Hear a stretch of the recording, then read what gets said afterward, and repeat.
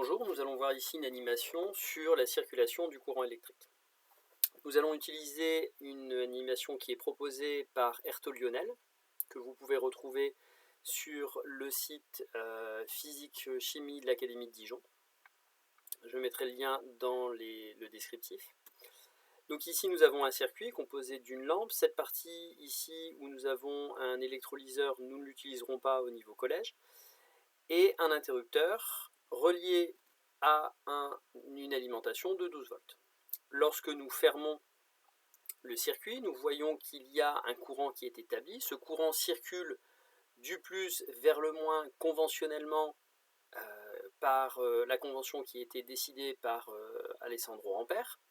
Donc, voici le niveau de cinquième que nous connaissons très bien, un circuit électrique, une lampe qui s'allume et un fléchage du courant qui se fait du plus vers le moins.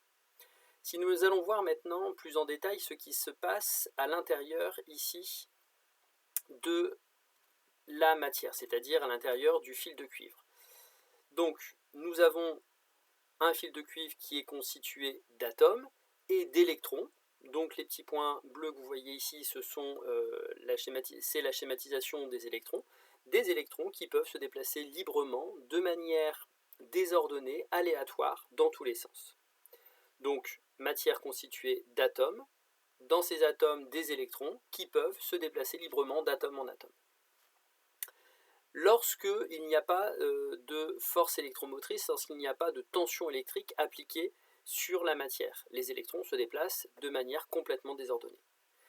Si nous fermons le circuit, il va s'établir un courant électrique. Nous voyons donc ici les électrons qui circulent tous dans le même sens, d'atome en atome, et ces électrons chargés négativement vont être attirés par la bande positive de notre générateur.